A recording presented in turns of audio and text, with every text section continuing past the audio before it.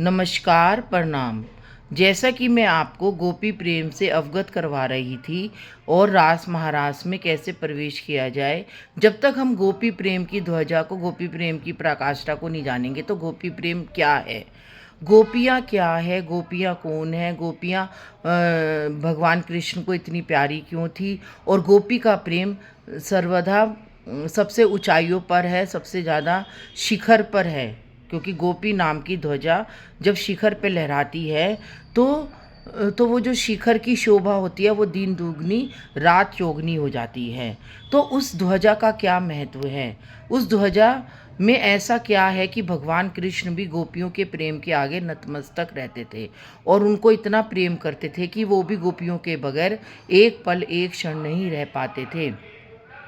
तो गोपियों के अंदर एक विरह थी, एक पीड़ा थी, एक वेदना थी, एक करुणा थी, क्योंकि गोपियाँ इतनी भगवान से आसक्त थी कि वो हर पल, चाहे वो घर में काम करती थी, चाहे वो गाय गाय का दूध दुहाती थी, चाहे वो मक्खन निकालती थी, चाहे वो मक्खन को बेचने जाती थी, उनका चित्त हर दम भगवान श्री कृष्ण में ही लगा रहता था।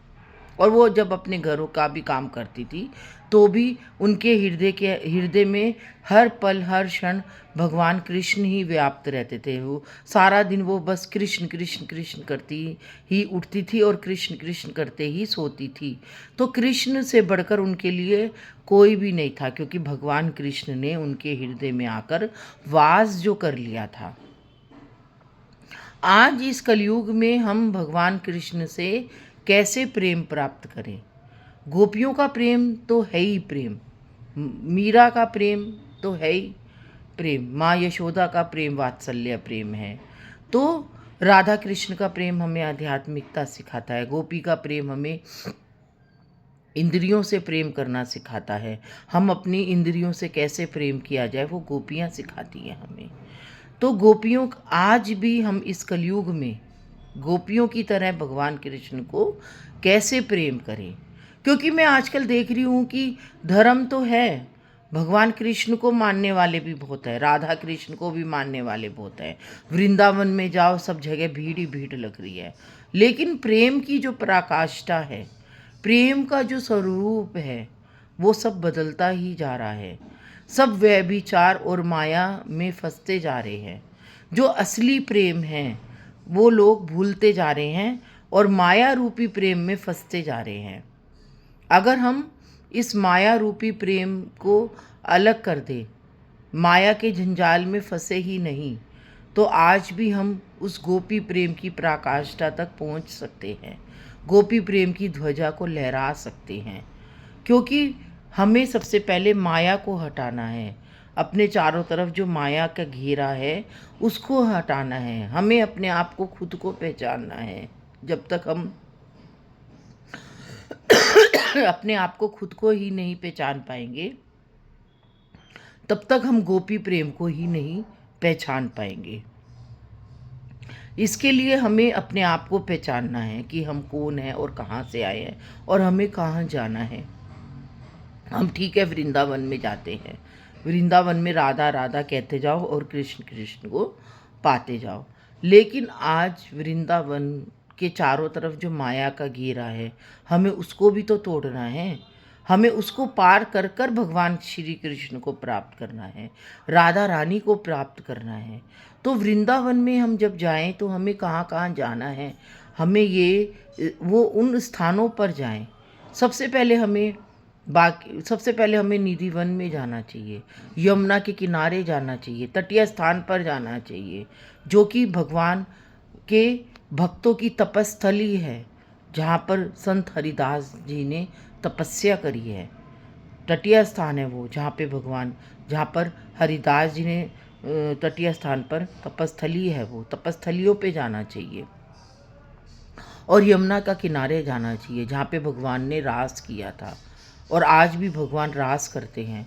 देखो आज भी भगवान निधि वन में रास करते हैं, यमुना के किनारे रास करते हैं, रास मंडल में रास करते हैं, सेवा कुंज में भगवान आज भी आते हैं। तो समझो कि भगवान का वहाँ पर भगवान है, तभी तो आज भी तो वहाँ पे रास होता है ना। भगवान तो नहीं गए हैं ना उस धरातल से, उस वृंदावन से, राधा रानी और कृष्ण तो आज भी रास करने आते हैं। निधिवन में आज एक चींटी भी तक नहीं रह पाती है, रास मंडल में एक चींटी नहीं रह पाती है, सेवा कुंज में एक चींटी नहीं रह पाती है। यमुना के किनारों पे भी अगर तुम रात के समय जाओगे तो तुम्हें साएं साएं साएं साएं की एक आवाज़ महसूस होती है, क्योंकि वहाँ पे आज भी यमुना की लहरें फड़फड़ाती हैं। यमुना की लहरें इतनी तेज से चलती है क्योंकि आज भी वहाँ पर भगवान श्री कृष्ण रास करने आते हैं, महारास करने आते हैं। निधिवन में आज भी जो भी कोई रुकता है तो अगले दिन वो अचेत ही पाया होता है, क्योंकि आज भी भगवान श्री कृष्ण राधा के संग रास करते हैं। जो जितने भी तुलसा जी के वृक्ष हैं वहाँ पर रात को गोपी के रूप में और भगवान कृष्ण की बंसी बजती है और राधा और गोपियाँ वहाँ पे नृत्य करती हैं। लेकिन आज तक उस नृत्य को, उस रास को कोई नहीं देख पाया है। जो भी उसको देखता रुकता है वो अचेत हो जाता है या मरा हुआ पाया जाता है या फिर अपनी सूझ बूझ बिसरा जाता है। तो समझो कि जब निधिवन इतना बड़ा क्षेत्र है, रास मंडल इतना बड़ा क्षेत्र है, सेवा कुंज इतना बड़ा क्षेत्र है, तो बरसाना में भी, गहवर वन में भी आज भी भगवान रास करने आते हैं। तो समझो कि प्राप्त व्याप्त हैं, राधा रानी व्याप्त है वृंदावन में, कृष्ण व्याप्त है, माया भी चारों तरफ है वृंदावन में। अगर तुम माया के चक्कर में फंस जाओगे तो माया में ही रह जाओगे। और जो भावों से जाता है, जो प्रेम से जाता है, वो भगवान कृष्ण को पाता है। ये सब अनुभव मैंने स्वयं किया है, तभी मैं आपको बता रही हूँ। अभी मैं आपको एक दो आगे के एपिसोड्स में जो मेरे साथ वहाँ पे चमत्कार हुए हैं, आज भी मैं उन चमत्कारों को अपने हृदय में बिसरा के चलती हूँ। मेरे पास प्रमाण है, मेरे साथ ऐसे ऐसे चमत्कार हुए हैं कि भगवान ने मेरे को साक्षात दर्शन दिए वहाँ पे वृंदावन में। साक्षात ऐसी ऐसी जगहों पर लेके गया है जहाँ पर मुझे अनुभूति हुई है परमात्मा की, भगवान कृष्ण की अनुभूति हुई है, राधा की अनुभूति हुई है। मैं उन स्थानों से आपको परिचित कराऊंगी। और आज भी 10 साल हो गए मुझे, 10-15 साल हो गए उन स्थानों को ढूंढते हुए, लेकिन वो स्थान मेरे को, एक ऐसा स्थान है जहाँ पे भगवान स्वयं मेरे को पकड़ कर, मेरा हाथ पकड़ कर लेके गए। जब मैंने सबसे पहले जागेश्वर धाम से वृंदावन में प्रवेश किया था तो परमात्मा स्वयं मेरे को सबसे पहले गोपेश्वर महादेव लेके गए, कात्यायनी देवी के लेके गए, और फिर मेरे को उस स्थान यमुना के किनारे लेकर गए। और यमुना के किनारे भगवान ने मेरे को एक ऐसे स्थान की दर्शन कराए कि मैं आज भी उस स्थान को भूल नहीं पा रही हूँ। और उसका प्रमाण है मेरी सारी किताबें, मेरा सारा भागवत जी में डिप्लोमा करना, भक्ति में प्रवेश करना। मैंने भक्ति में साधारण रूप से प्रवेश नहीं किया है। परमात्मा ने मेरी बहुत परीक्षाएं ली हैं, बहुत त्याग किया है, बहुत परीक्षाओं से गुजरी हूँ, बहुत तपस्या करी है, तब आज मैं इस रास महाराज के विषय को बिल्कुल बारीकी से, एक दाना बराबर, जैसे राई का दाना होता है ना, उस राई के दाने से भी सूक्ष्म, उस रूप से मैं कहती हूँ, मैं पहचान पा रही हूँ कि नहीं पहचान पा रही हूँ, अभी भी मैं नहीं कह सकती अपने मुख से। ना ही मैं राधा जी के बारे में कह सकती कि मुझे उनके विषय के बारे में पता है, ना कृष्ण के विषय के बारे में पता है। बस जितना मेरे को हृदय में भाव मिलते हैं, जितना मैं अनुभूति करती हूँ, बस जो मैं अनुभूति करती हूँ, और मैं ये भी नहीं जानती अनुभूति क्या है, प्रेम क्या है, भक्ति क्या है, भाव क्या है, भावों की पराकाष्ठा क्या है, मुझे कुछ भी नहीं पता।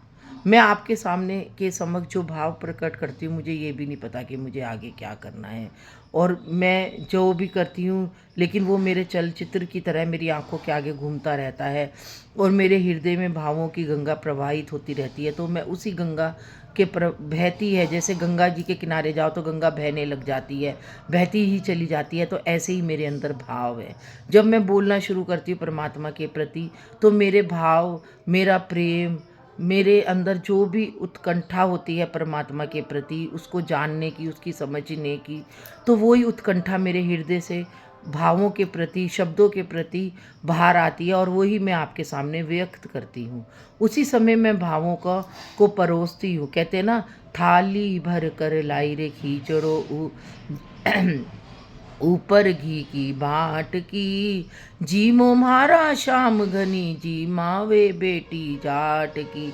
या कर्मा बेटी जाट की। बाबो म्हारो गाँव गयो है, ना जाने कद आवेलो। ऊके भरोस्यो बैठो रहो, तो भूको ही रह जावेलो। तो खीचड़ो जो है वो हमारे भाव हैं। अरे थाली भरकर लाई रे खींचड़ो। तो हमारे हृदय में जो भाव हैं, हम उन भावों का बाबा को भोग लगाएं।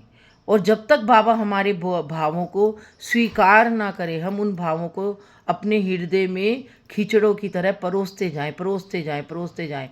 और एक ना एक दिन आकर बाबा उन भावों को हमारे भावों को स्वीकार करेगा।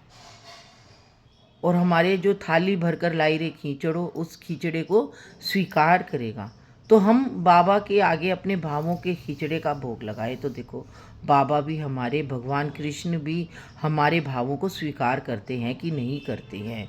तो हम सबको मिलकर गोपी प्रेम भी यही है।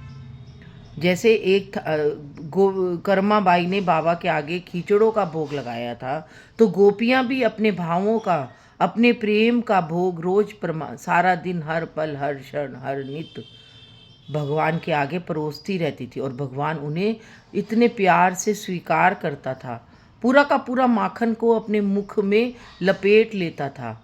और गोपियों का जो प्रेम था वो इतना मुलायम है, इतना निर्मल है, इतना नरम है कि भगवान कृष्ण उनके प्रेम में ही खो जाते थे और माखन से पूरे मुख को लबालब कर लेते थे। और गोपियाँ भी दूध धोती जाती चली जाती थी और कृष्ण कृष्ण कहती हुई माखन निकालती जाती थी, और भगवान उन माखन को खाते चले जाते हैं और गोपियाँ निकालती जाती हैं। यही भक्ति है, यही प्रेम है, यही प्रेम की पराकाष्ठा है, यही गोपी का प्रेम है।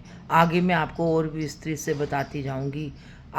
इस आगे आप प्रणाम, नमस्कार, राधे राधे।